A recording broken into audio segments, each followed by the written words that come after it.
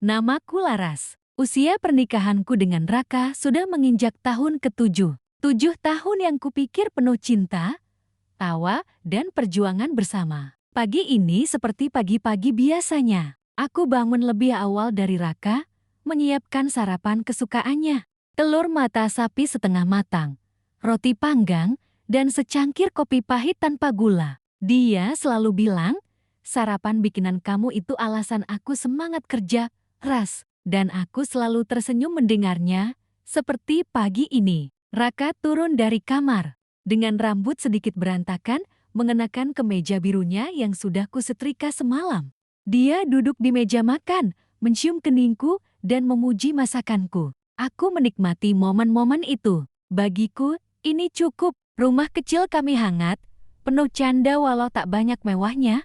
Aku bahagia. Kami memang belum dikaruniai anak. Tapi aku percaya, rumah tangga tak hanya diukur dari hadirnya keturunan. Aku yakin, selama cinta masih ada, kami akan baik-baik saja. Setelah sarapan, Raka pamit kerja. Ia tersenyum, menggenggam tanganku erat sebelum menutup pintu. Doain aku. Ya, hari ini banyak meeting, katanya. Aku mengangguk sambil melambaikan tangan. Saat pintu tertutup, aku duduk di sofa, menggenggam cangkir tehku yang mulai mendingin. Hari-hari seperti ini membuatku merasa menjadi wanita paling beruntung di dunia. Dulu, aku bukan siapa-siapa. Aku hanya perempuan biasa yang memilih meninggalkan pekerjaan demi membangun keluarga. Dan Raka, lelaki pertama yang membuatku merasa dicintai dengan sepenuh hati. Aku menghabiskan hari dengan menyapu rumah, mencuci pakaian, dan menyiapkan makan malam spesial karena hari ini tepat hari ulang tahun pernikahan kami. Aku menyiapkan kejutan kecil, sebuah album foto berisi kenangan kami dari hari pernikahan hingga liburan terakhir di Bali. Di halaman terakhir, kutulis tangan.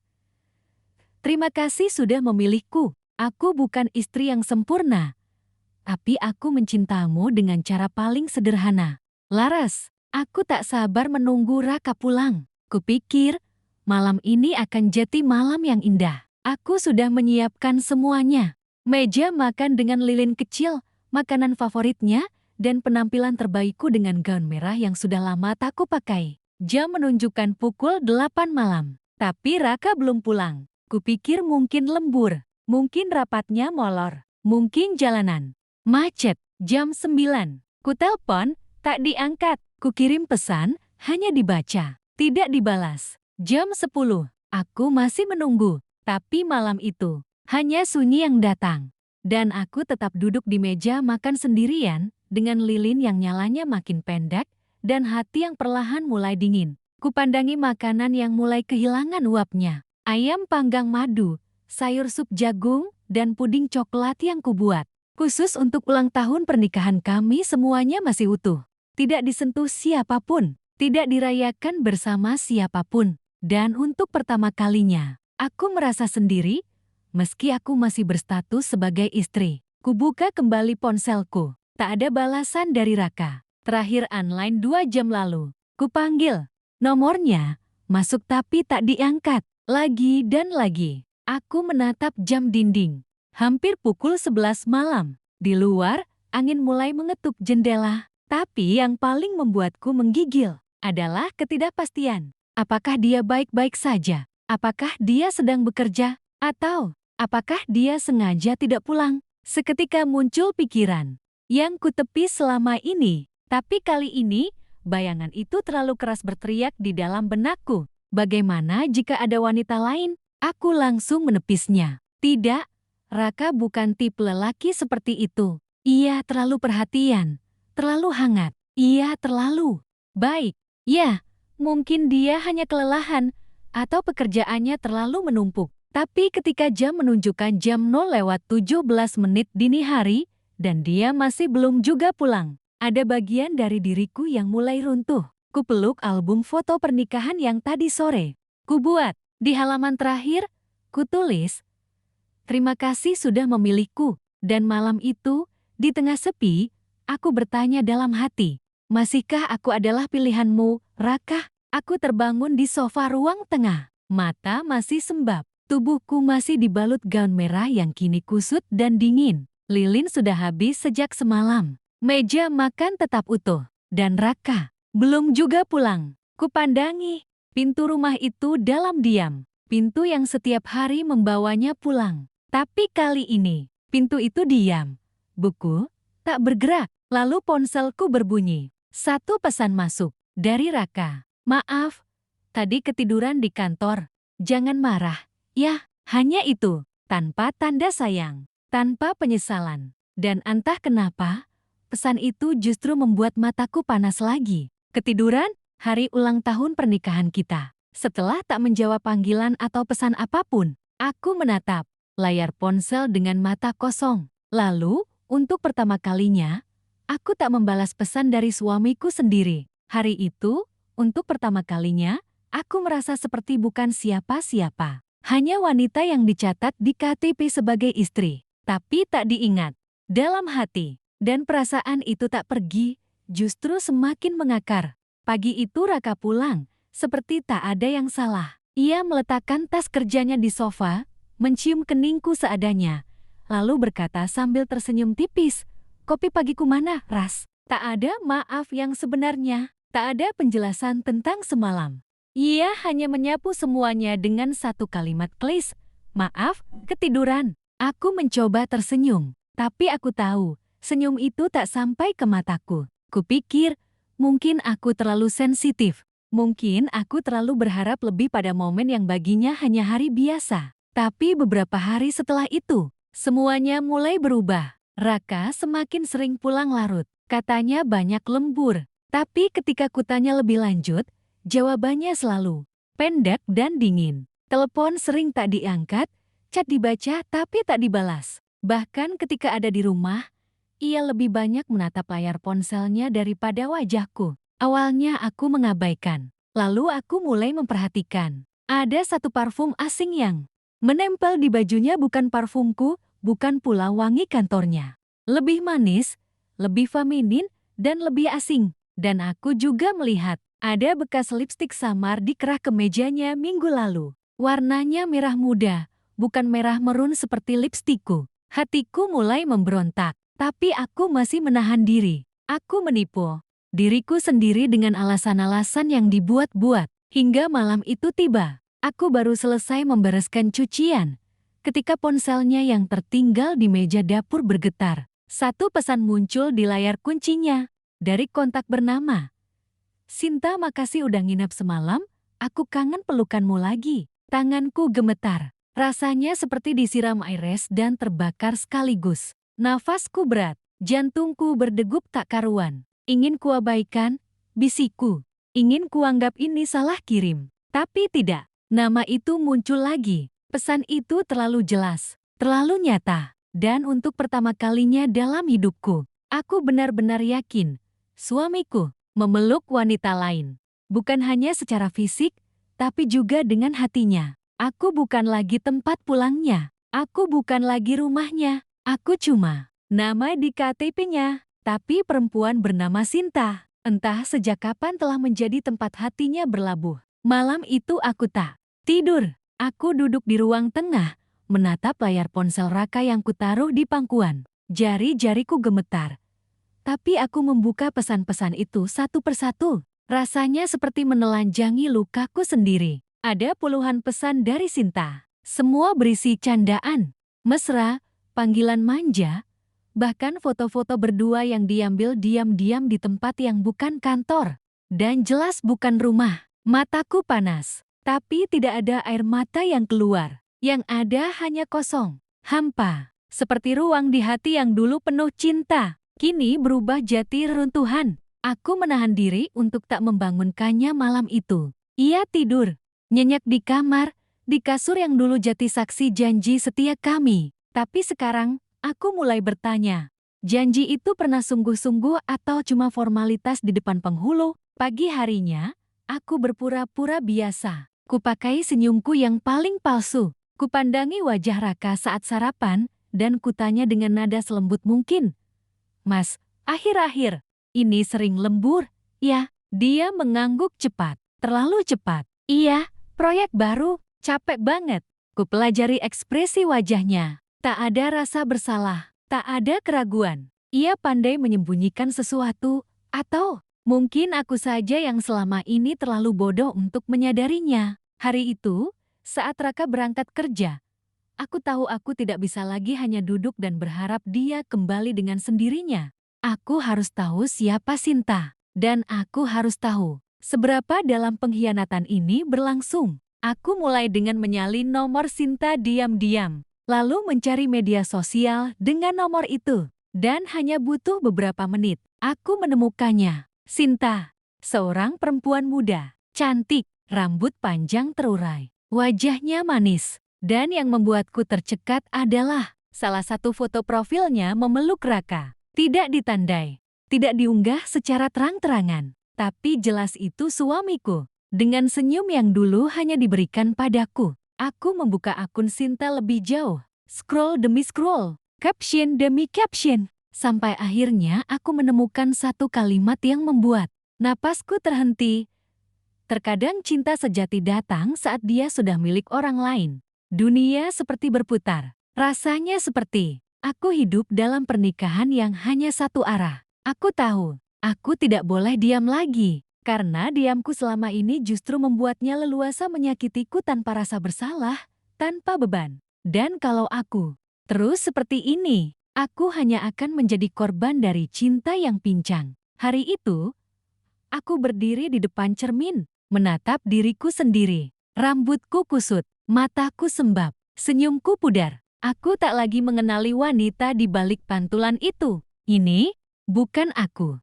Ini bukan Laras yang dulu. Laras yang dulu ceria, yang menyambut pagi dengan semangat, yang percaya bahwa cinta bisa menyembuhkan segalanya. Tapi sekarang, aku tahu, cinta juga bisa membunuh pelan-pelan jika yang mencintai adalah orang yang salah. Hari itu aku membuat keputusan. Aku tidak akan terus menunggu diselingkuhi secara diam-diam. Aku akan mencari tahu kebenaran seutuhnya tanpa amarah, tanpa air mata.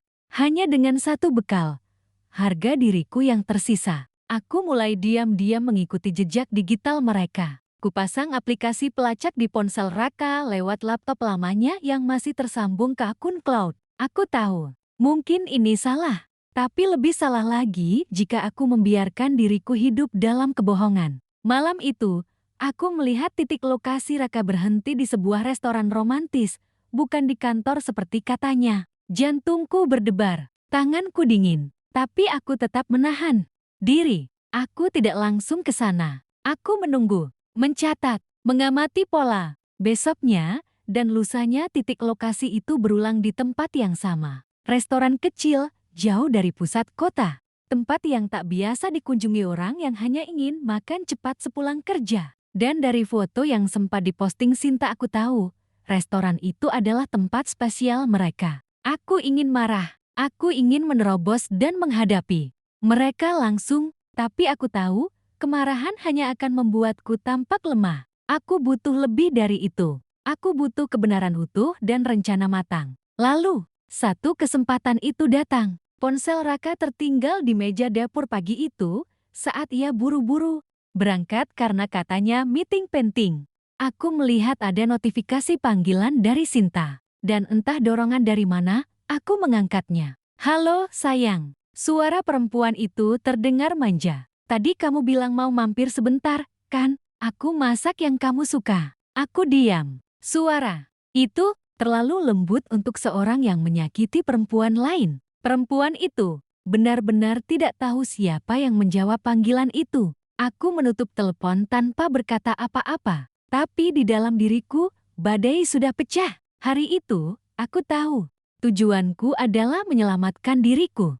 Karena aku tak mau jati wanita yang terus mengemis cinta dari suami yang sudah menyimpang hatinya. Aku akan bertahan. Tapi bukan untuk rumah tangga ini. Aku akan bertahan untuk diriku sendiri. Dan untuk itu, aku butuh keberanian. Bukan sekadar diam dalam tangis, tapi bergerak dengan kepala tegak. Selama seminggu ke depan, aku mengumpulkan bukti satu persatu.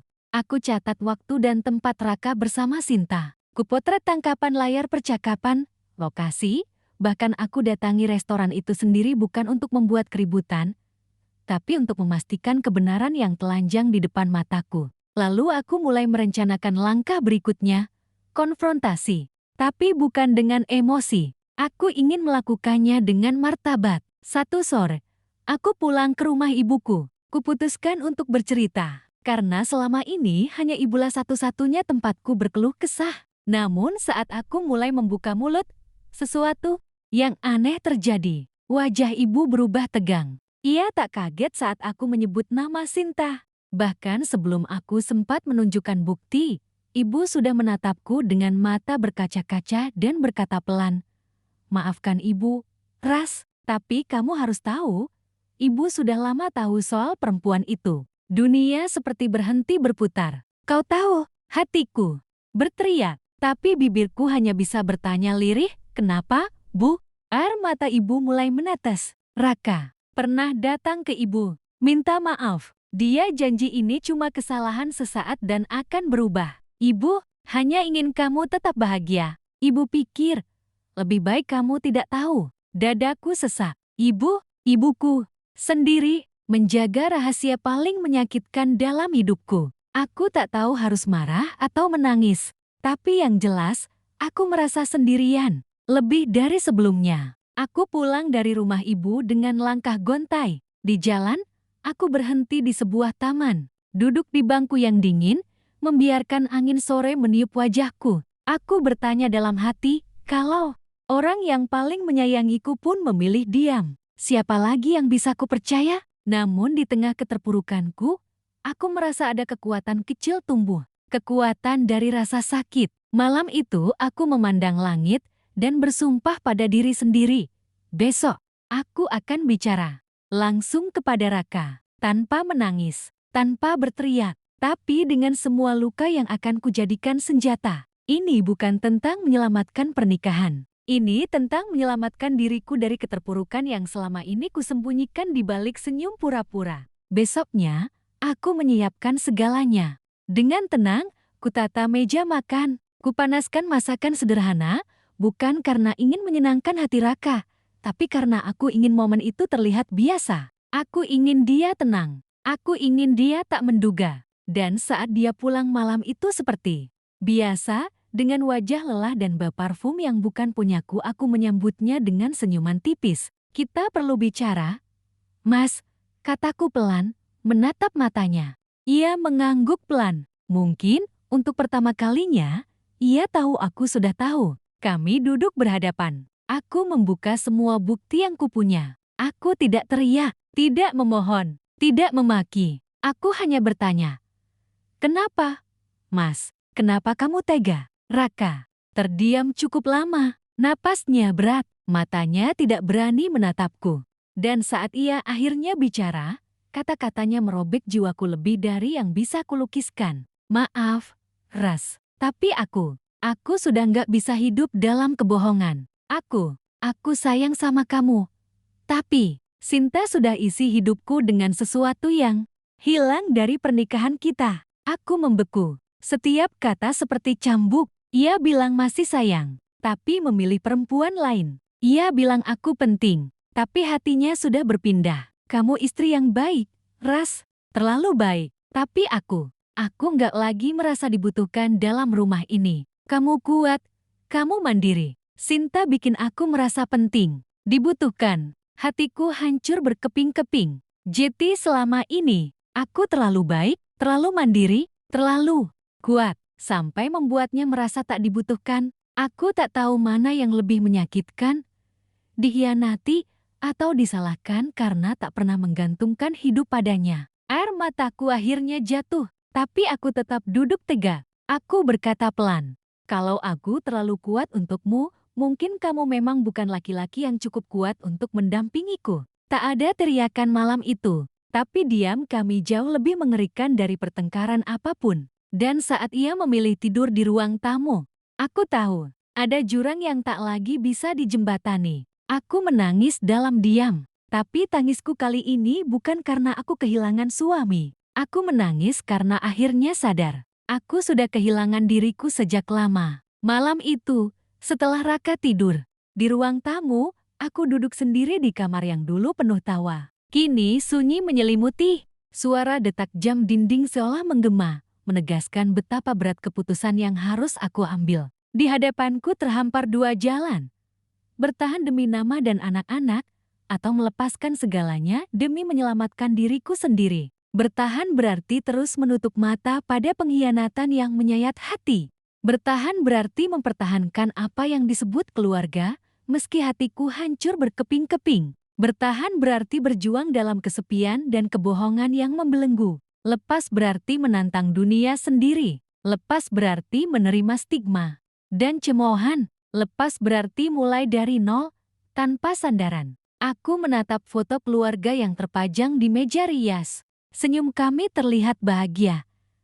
Tapi di balik itu semua ada rahasia yang menghancurkan. Anakku kecil, Arka, tertidur pulas di kamar sebelah. Aku ingin melindunginya dari badai ini, tapi bagaimana jika badai itu justru berasal dari ayahnya sendiri? Air mata mengalir tanpa henti.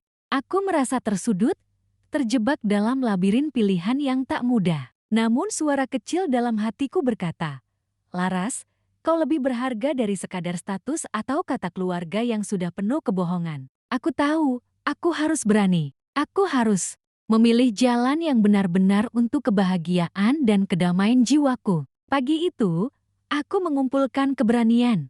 Aku menulis surat untuk Raka, mengungkapkan semua isi hatiku tanpa marah, tanpa menyalahkan, hanya jujur dan penuh harap. Aku meletakkan surat itu di meja makan, lalu keluar rumah, meninggalkan segala beban untuk sementara. Di luar, aku menarik nafas dalam-dalam. Untuk pertama kalinya, aku merasa bebas. Bebas dari belenggu rahasia dan dusta. Namun aku tahu, ini baru awal dari perjuangan yang sesungguhnya. Perjuangan yang akan menentukan masa depan kami, aku, Raka, dan anak-anak. Hari-hari berikutnya terasa seperti ujian tanpa akhir. Surat yang kutinggalkan di meja makan itu mengundang keheningan yang berat. Raka belum juga memberi respon, dan aku mulai merasakan dingin yang merayap ke dalam rumah kami bukan dari suhu udara, tapi dari ketidakpastian yang menggerogoti hati. Meski demikian, aku memutuskan untuk tidak terpuruk. Aku mulai menyusun ulang hidupku.